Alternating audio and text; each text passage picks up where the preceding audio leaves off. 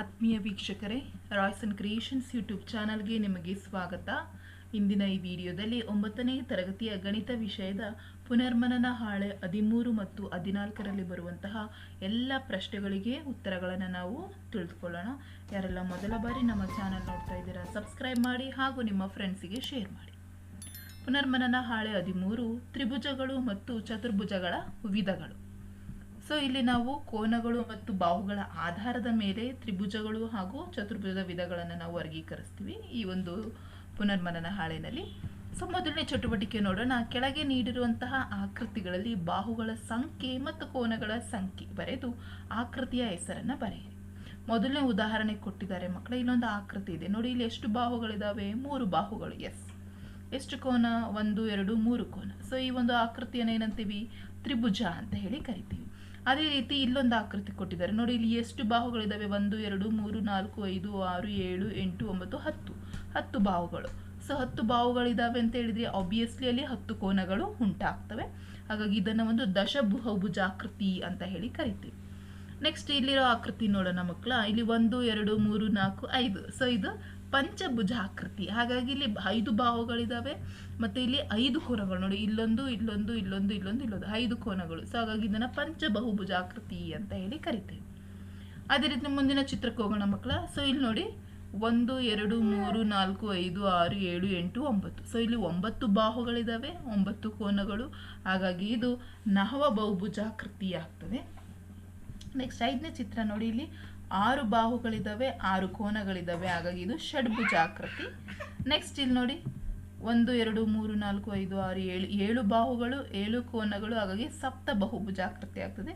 So ಇದು ಒಂದು ಆಯತ ಅಥವಾ ವರ್ಗ ಅಂತ ಹೇಳಿ ನಾವು ಕರಿಬಹುದಾಗುತ್ತೆ. ಇಲ್ಲಿ 4 ಬಾಹುಗಳು, 4 ಕೋನಗಳು. ಇದನ್ನು ಚತುರ್ಭುಜ ಅಂತ ಹೇಳಿ ಕರೀತಾರೆ. ಸೊ ಇಲ್ಲಿ 8ನೇ ಚಿತ್ರದಲ್ಲಿ 8 ಬಾಹುಗಳಿದಾವೆ, 8 ಕೋನಗಳಿದಾವೆ. ಹಾಗಾಗಿ ಇದನ್ನು ಅಷ್ಟಬಹುಭುಜಾಕೃತಿ ಅಂತ ಹೇಳಿ ಕರೀತಾರೆ. ಸೊ ಇದಿಷ್ಟು ನಿಮಗೆ ಅರ್ಥ ಆಗಿದೆಯಲ್ಲ. ನೆಕ್ಸ್ಟ್ ನಾವು ಮುಂದಿನ ಒಂದು ಪ್ರಶ್ನೆಗೆ ಹೋಗೋಣ. ಈ ಕೆಳಗೆ ನೀಡಿರುವಂತಹ ತ್ರಿಭುಜಗಳ ಬಾಹುಗಳನ್ನು ಅಳೆದು ತೀರ್ಮಾನವನ್ನ ಪಕ್ಕದಲ್ಲಿ ಇರುವ ಖಾಲಿ ಜಾಗದಲ್ಲಿ ಬರೆಯಿರಿ. ಸೊ ಇಲ್ಲಿ ನಮಗೆ ತ್ರಿಭುಜ ಕೊಟ್ಟಿದ್ದಾರೆ, ಇದು ಒಂದು ತ್ರಿಭುಜಗಳನ್ನ ಕೊಟ್ಟಿದ್ದಾರೆ, ಬಾಹುಗಳ ಅಳತೆ ಕೊಟ್ಟಿದ್ದಾರೆ, ತೀರ್ಮಾನ ಬರೀಬೇಕು. ಮೊದಲನೇ ತ್ರಿಭುಜ ನೋಡಿ. ಸೊ ಇಲ್ಲಿ ಅಳೆದು ಕೊಟ್ಟಿದ್ದಾರೆ. ಇದು 2 ಸೆಂಟಿಮೀಟರ್, ಇದು 3, ಇದು 4. ಸೊ ಹಾಗಾಗಿ ಇಲ್ಲಿ 3 ಬಾಹುಗಳು ಏನಾಗಿದೆ? ಬೇರೆ ಬೇರೆಯಾಗಿದೆ. ಹಾಗಾಗಿ ಇದು ಒಂದು ಅಸಮಬಾಹು ತ್ರಿಭುಜ ಆಗ್ತದೆ. ಸೊ ನೆಕ್ಸ್ಟ್ ಸೆಕೆಂಡ್ ಪ್ರಶ್ನೆಗೆ ಬರೋಣ. ಸೊ ಇಲ್ಲಿ ನೋಡಿ, ನೀವು ಸ್ಕೇಲ್ ತಗೊಂಡು ಅಳೆದಾಗ ಇಷ್ಟು ಮೆಷರ್ಮೆಂಟ್ ಬರುತ್ತೆ.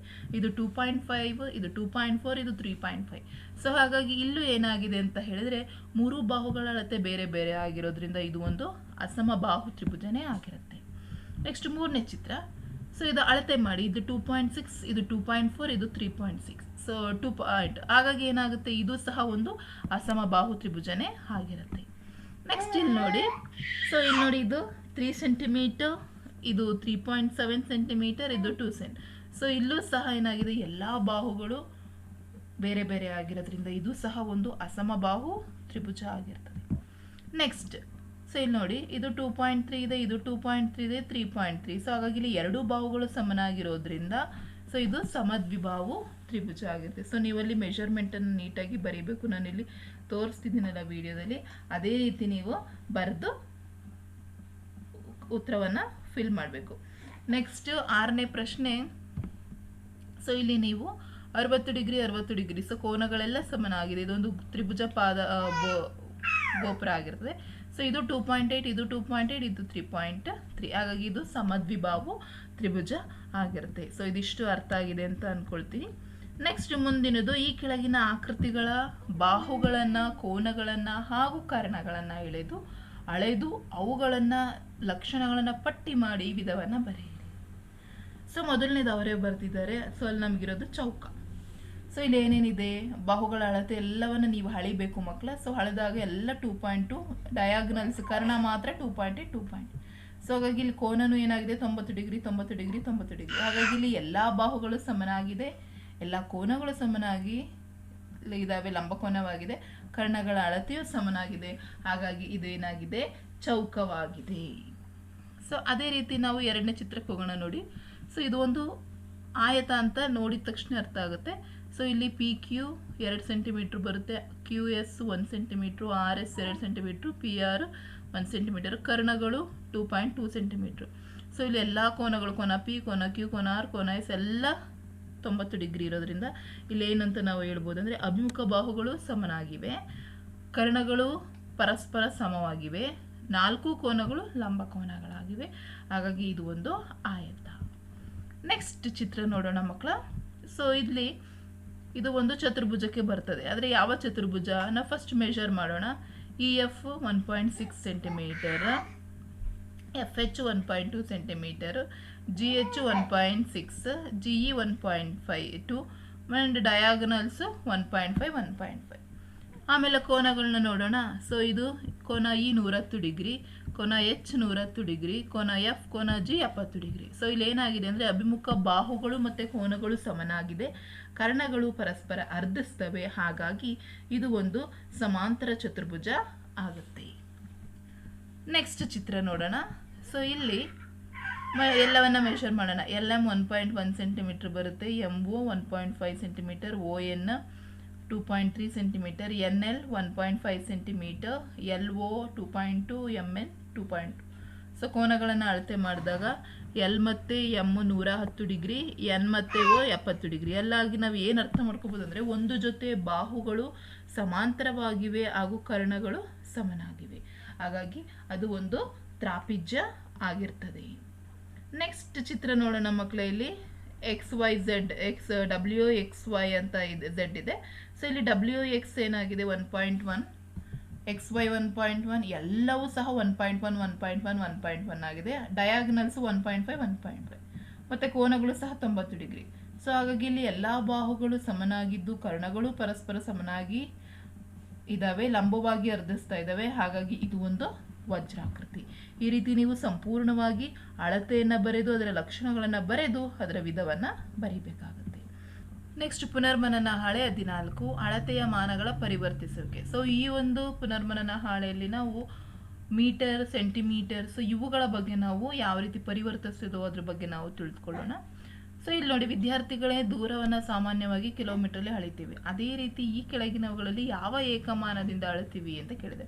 ಸೊ ಬಟ್ಟೆಯನ್ನು ಆಬ್ವಿಯಸ್ಲಿ ನಾವು ಕಿಲೋಮೀಟ್ರಿಂದ ಅಳೆಯಲ್ಲ, ಮೀಟರಿಂದ ಅಳಿತೀವಿ. ನೆಕ್ಸ್ಟ್ ರೇಖೆಯನ್ನು ಸೆಂಟಿಮೀಟರಿಂದ, ತಂತಿಯ ದಪ್ಪವನ್ನು ಮಿಲಿಮೀಟರಿಂದ. ಸೊ ಹಾಗಾಗಿ ಯಾವ ರೀತಿ ನಾವು ಅಳಿತಿದ್ದೀವಿ ಅಂದರೆ ಅಲ್ಲಿ ವಸ್ತುವಿನ ದೂರ ಮತ್ತು ಉದ್ದ ಅದು ಡಿಪೆಂಡ್ ಆಗುತ್ತೆ. ಸೊ ಇಲ್ಲಿ ತುಂಬ ದೂರ ಇದೆ ಅಂದಾಗ ಕಿಲೋಮೀಟರ್ನ ಬಳಸ್ತೀವಿ. ಅಳತೆ ತುಂಬ ಜಾಸ್ತಿ ಇದ್ದ, ಈಗ ಬಟ್ಟೆ ಅಂತ ಬಂದಾಗ ನಾವಲ್ಲಿ ಮೀಟರ್ಗಳನ್ನು ಬಳಸ್ತೀವಿ. ರೇಖೆ ಅಂತ ಬಂದಾಗ ಚಿಕ್ಕದು, ಹಾಗಾಗಿ ಸೆಂಟಿಮೀಟರ್. ಸೊ ತಂತಿಯ ದಪ್ಪ ಅಂದರೆ ಇನ್ನೂ ಚಿಕ್ಕದು, ಹಾಗಾಗಿ ಮಿಲಿಮೀಟರನ್ನು ಬಳಸ್ತೀವಿ. ನೆಕ್ಸ್ಟ್ ಮೀಟರ್ ಅಂದರೆ ನಮಗೆ ಗೊತ್ತಿದೆ, ಅಂತಾರಾಷ್ಟ್ರೀಯ ಏಕಮಾನ ದೂರವನ್ನು ಅಳೆಯುವಂಥದ್ದು ಮೀಟರ್. ಸೆಂಟಿಮೀಟರ್ ಮೀಟರ್ಗಿಂತ ಚಿಕ್ಕ ಉದ್ದಗಳನ್ನು ಅಳೆಯಲು ನಾವು ಸೆಂಟಿಮೀಟರ್ನ ಬಳಸ್ತೀವಿ. ಸೊ ಇಲ್ಲಿ ನಮಗೆ ಚಟುವಟಿಕೆ 1ರಲ್ಲಿ ಮೀಟರನ್ನು ಸೆಂಟಿಮೀಟರ್ಗೆ ಪರಿವರ್ತಿಸೋದು ಹೇಗೆ ಅಂತ ಹೇಳಿ ಕೊಟ್ಟಿದ್ದಾರೆ. ಸೊ ಆಬ್ವಿಯಸ್ಲಿ ನಮಗೆ ತುಂಬ ಚೆನ್ನಾಗಿ ಗೊತ್ತಿದೆ, 1 meter is equals to 100 centimeter. So ಹಾಗಾಗಿ ಗುಣಕಾರ ಮಾಡಿದ್ರೆ ನಮಗೆ ಈಸಿಯಾಗಿ ಮೀಟರ್ಗೆ ಕನ್ವರ್ಟ್ ಮಾಡ್ಬೋದು, ಸೆಂಟಿಮೀಟ್ರಿಗೆ. ಅದೇ ರೀತಿ ನೀವು ಸೆಂಟಿಮೀಟರಲ್ಲಿರೋದನ್ನು ಮೀಟ್ರಿಗೆ ಕನ್ವರ್ಟ್ ಮಾಡಬೇಕು ಅಂದರೆ ಡಿವೈಡ್ ಮಾಡಿದ್ರೆ ಮುಗ್ದೋಗುತ್ತೆ. ಸೊ ಭಾಳಷ್ಟು ಈಸಿ ಮಕ್ಕಳ. ನಿಮ್ಮ ಗೆಳೆಯ ಅಥವಾ ಗೆಳತಿಯ ಹೆಸರು ಬರೆದು ಅವರೊಂದಿಗೆ ಪಟ್ಟಿಯಲ್ಲಿರುವ ನೀಡಿರುವ ಮೀಟರ್ಗಳಿಗೆ ಎಷ್ಟು ಸೆಂಟಿಮೀಟರ್ಗಳೆಂದು ಕೇಳಿ ಚರ್ಚಿಸಿ ಸರಿ ಉತ್ತರ ಬರೆಯಿರಿ. ಕ್ರಮ ಸಂಖ್ಯೆ 4ಕ್ಕೆ ಪ್ರಶ್ನೆಯನ್ನು ಸೃಷ್ಟಿಸಿ ಉತ್ತರವನ್ನು ಕಂಡುಕೊಳ್ಳಿ ಅಂತೇಳಿ ಕೊಟ್ಟಿದ್ದಾರೆ. ಸೊ ಇಲ್ಲಿ ಮೊದಲನೇದು 8 ಮೀಟರ್ಗಳು ಅಂತ ಕೊಟ್ಟಿದ್ದಾರೆ. ಸೊ 8 ಮೀಟರ್ನ ಸೆಂಟಿಮೀಟ್ರಿಗೆ ಕನ್ವರ್ಟ್ ಮಾಡಬೇಕು. ಸೊ ಈಸಿ, 8 ಗುಣಿಸು 100, ಏಕೆಂದರೆ 1 ಮೀಟ್ರಿಗೆ 100 ಸೆಂಟಿಮೀಟರು. ಸೊ ಹಾಗಾಗಿ 800 ಸೆಂಟಿಮೀಟರ್ ಆಗುತ್ತೆ. ಸೊ ಹೆಸರನ್ನು ಬರೀಲಿಕ್ಕೆ ಹೇಳಿದ್ದಾರೆ. ಸೊ ಹಾಗಾಗಿ ಅಲ್ಲಿ ಒಂದು ಹೆಸರನ್ನು ರವಿ ಯಾವುದು ಬೇಕಾದ ಹೆಸರನ್ನು ಬರ್ಕೊಳ್ಳಿ. ನೆಕ್ಸ್ಟ್ 9.25 ಮೀಟರ್ ಇದೆ. ಸೊ 9.25 ಇಂಟು 100 ಮಾಡಿದರೆ 925 ಸೆಂಟಿಮೀಟರ್ ಆಗುತ್ತೆ. ಹಾಗಾಗಿ ಅಲ್ಲಿ ಯಾವುದಾದ್ರೂ ಹೆಸರನ್ನು ನೀವು ಬರ್ಕೊಳ್ಳಿ. Kamala. 37 meter plus 30 centimeter. So 37 into 100 ಮಾಡಿದ್ರೆ ವಿಲ್ ಗೆಟ್ 3700 ಪ್ಲಸ್ 30 ಮಾಡಿದರೆ 3730 ಸೆಂಟಿಮೀಟರ್. ಸೊ ನಾನು ಹರ್ಷಿತ್ ಅಂತ ಕೊಟ್ಟಿದ್ದೀನಿ. Next 4 centimeter plus 20 centimeter. So ಹಾಗಾಗಿ 400 ಇಂಟು ಪ್ಲಸ್ 20 ಮಾಡಿದ್ರೆ 420 ಸೆಂಟಿಮೀಟರ್ ಆಗುತ್ತೆ. So Roshan. So any names you can give it there. Next ಚಟುವಟಿಕೆ 2, ಆಟದ ಮೈದಾನದಲ್ಲಿ ಗಣಿತ. ಸೊ ಇಲ್ಲಿ ನಿಮಗೆ ಒಂದು ಆಟದ ಮೈದಾನದಲ್ಲಿ ಥ್ರೋಬಾಲ್ ಕೋರ್ಟ್ನ ಅಂಕಣದ ಸುತ್ತಳತೆಯನ್ನು ನಿಮ್ಮ ಶಿಕ್ಷಕರ ಸಹಾಯದಿಂದ ಮೀಟರ್ಗಳಲ್ಲಿ ಅಳತೆ ಮಾಡಿ ಮತ್ತು ಸೆಂಟಿಮೀಟರ್ಗೆ ಪರಿವರ್ತಿಸಿ ಅಂತ ಹೇಳಿದರೆ. ಸೊ ಆ ಚಟುವಟಿಕೆಯನ್ನು ನೀವೇ ಮಾಡಿ ಮಕ್ಕಳ. ಚಟುವಟಿಕೆ 3. ಸೊ ಇಲ್ಲಿ ನಮ್ಗೆ ಏನು ಕೊಟ್ಟಿದ್ದಾರೆ ಅಂದರೆ ಸೆಂಟಿಮೀಟರಿಂದ ಮೀಟರ್ಗೆ ಕನ್ವರ್ಟ್, ನಾನು ಆಗಲೇ ಹೇಳಿದೆ ಡಿವೈಡನ್ನು ಮಾಡಿದ್ರೆ ಸಾಕು.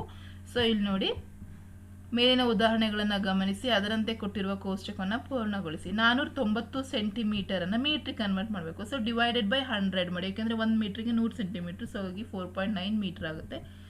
ಸೊ 894.6 ಸೆಂಟಿಮೀಟರ್, ಸೊ ಇದೇನಾಗುತ್ತೆ 8.946 ಮೀಟರ್ ಆಗುತ್ತೆ. ಅದೇ ರೀತಿ 4 ಮೀಟರ್ ಅಂದರೆ 400 ಸೆಂಟಿಮೀಟರ್ ಪ್ಲಸ್ 250 ಹಂಗೆ 425 ಸೆಂಟಿಮೀಟರ್ ಆಗುತ್ತೆ, 4.25 ಮೀಟರ್. ಸೊ ಅದೇ ರೀತಿ ಪೆನ್ಸಿಲಿನ ಉದ್ದ anything you can take 15 centimeter, so 0.15 meter ಆಗುತ್ತೆ. ನಿಮಗೆ ಇಷ್ಟ ಇರೋ ಒಂದು ವಸ್ತುವಿನ ಉದ್ದ ಯಾವುದಾದ್ರು 60, 50 any number you take, so 0.6 ಅಂತ ಹಾಕಿದ್ದೀನಿ. ಸೊ ಈ ರೀತಿ ನೀವು ಒಂದು ಡಿವೈಡನ್ನು ಮಾಡಬೇಕು, ಯಾಕೆಂದರೆ ಮೀಟರಿಂದ ಸೆಂಟಿಮೀಟ್ರಿಗೆ ಕನ್ವರ್ಟ್ ಮಾಡಬೇಕಾದ್ರೆ ಮಲ್ಟಿಪ್ಲೈಯನ್ನು ಮಾಡ್ತೀರಾ, ಅದೇ ಸೆಂಟಿಮೀಟರಿಂದ ಮೀಟ್ರಿಗೆ ಹೋಗಬೇಕಾದ್ರೆ ಡಿವಿಷನನ್ನು ಮಾಡ್ತೀರಾ ಮಕ್ಕಳು, ಅದನ್ನು ನೆನ್ಪಿಟ್ಕೊಳ್ಳಿ. ನೆಕ್ಸ್ಟ್, ನಿಮ್ಮ ನಿತ್ಯ ಜೀವನದಲ್ಲಿ ಕೆಳಗಿನ ಮಾನಗಳಲ್ಲಿ ಅಳೆಯುವ ಯಾವುದಾದ್ರೂ 2 ಸನ್ನಿವೇಶ ಕೇಳಿದ್ದಾರೆ. ಸೊ 2 ಸನ್ನಿವೇಶನು ಈಗ ಮಿಲಿಮೀಟರ್. ಸೊ ತಂತಿಯ ದಪ್ಪ ಅಳಿಲಿಕ್ಕೆ ನಾವು ಮಿಲಿಮೀಟ್ರ್ ಬಳಸ್ತೀವಿ, ನಾಣ್ಯದ ದಪ್ಪವನ್ನು ಅಳಿಲಿಕ್ಕೆ ಮಿಲಿಮೀಟ್ರು, ಪೆನ್ಸಿಲಿನ ಉದ್ದ, ನೋಟಿನ ಅಳತೆಗೆ ಸೆಂಟಿಮೀಟರ್ ಬಳಸ್ತೀವಿ, ಬಟ್ಟೆ ಮತ್ತು ಕಟ್ಟಡದ ಗೋಡೆಯನ್ನು ಬೆಳೆಸಲಿಕ್ಕೆ ಮೀಟ್ರ್ ಬಳಸ್ತೀವಿ, 2 ಹಳ್ಳಿಗಳ ದೂರ ಮತ್ತು 2 ನಗರಗಳ ದೂರವನ್ನು ಕಂಡುಹಿಡಲಿಕ್ಕೆ ಕಿಲೋಮೀಟರ್ನ ಬಳಸ್ತೀವಿ. ಸೊ ಈ ರೀತಿ ನೀವು ಇಲ್ಲಿ ಅರ್ಥ ಆಗಿದೆ ಅಂತ ಅಂದ್ಕೊಂಡಿದ್ದೀನಿ. ಸಂಪೂರ್ಣವಾಗಿ ನಾನು ಎಲ್ಲ ಪ್ರಶ್ನೆಗಳಿಗೂ ಉತ್ತರವನ್ನು ನೀಡಿದ್ದೇನೆ. ನನ್ನ ಮುಂದಿನ ವಿಡಿಯೋದಲ್ಲಿ ಪುನರ್ಮನನ ಹಾಳೆ 15, 16ರಲ್ಲಿ ಬರುವಂತಹ ಪ್ರಶ್ನೆಗೆ ಉತ್ತರಗಳನ್ನು ನೀಡ್ತೀನಿ ಅಂತ ಹೇಳ್ತಾ ಈ ವಿಡಿಯೋನ ಇಲ್ಲಿಗೆ ಎಂಡ್ ಮಾಡ್ತಾ ಇದ್ದೀನಿ. ಹೆಚ್ಚಿನ ವಿಡಿಯೋಗಾಗಿ ರಾಯ್ಸನ್ ಕ್ರಿಯೇಷನ್ಸ್ ಯೂಟ್ಯೂಬ್ ಚಾನಲನ್ನು ಸಬ್ಸ್ಕ್ರೈಬ್ ಮಾಡಿ.